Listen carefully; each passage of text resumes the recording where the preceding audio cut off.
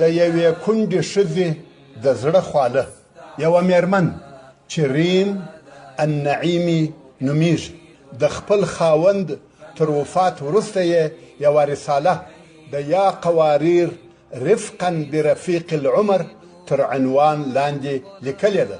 یعنی ای ښځو د خپل عمر پر ملګري مهربانه اوسئ.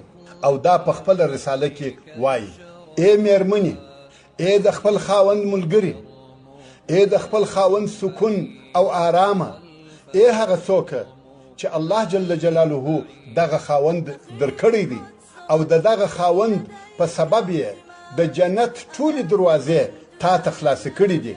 د خپل خاوند سره په مهرباني ژوند کوه، ځکه د کومه راهیسې چې دی د قوي بدن او قوي بازو خاوند ګرځېدلی دی، یعنی ځوان سوی دی، د ناز او مهربانیو څخه محرومه یا بې برخې دی.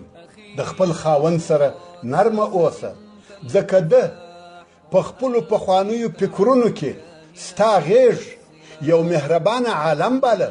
نو کله ده څخه هر څونه خطا پیښه سي، ته سختي مور سره کوه. د خپل خاوند سره مهربانه اوسه.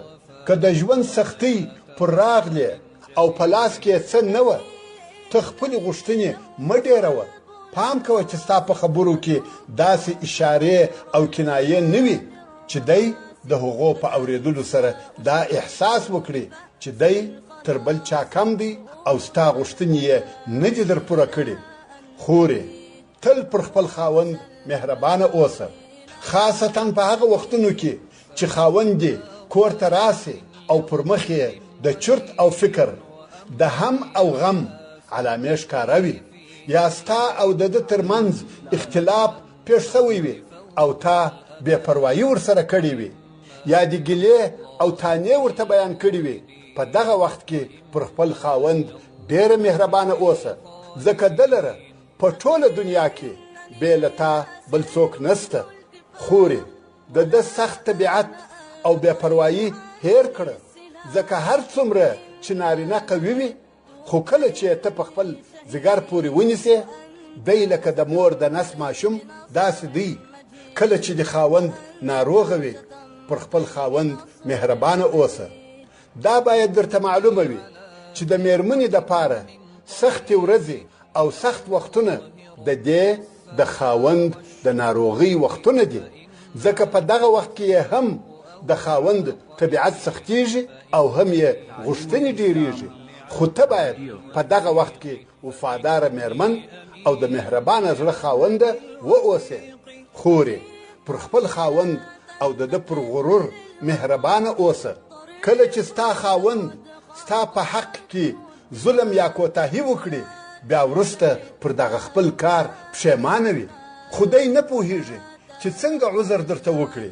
دا ځکه چې د عذر کول یا د بخښنې غوښتل نه دي زده کړي. خورې پر خپل خاوند مهربانه اوسه. کله چې د خاوند د ځینو مشکلاتو په سبب پر هغو وعدو چې ستا سره یې کړي وي وفا ونه کړي، او ته هم د هغو وعدو د عملي کولو په انتظار یې، بیا هم پر ده مهربانه اوسه او په خپلو غوښتنو د ده پر ستونزو نورې ستونزې مه ورزیاتوه. خورې پر خپل خاوند مهربانه اوسه، ځکه د دغې مهربانۍ میوه به ته تر آخرت د مخه په دې دنیا کې لاسته دروړې. مګر هو د دغې میوې پر ټولولو او لاسته راوړلو تلوار مه کوه.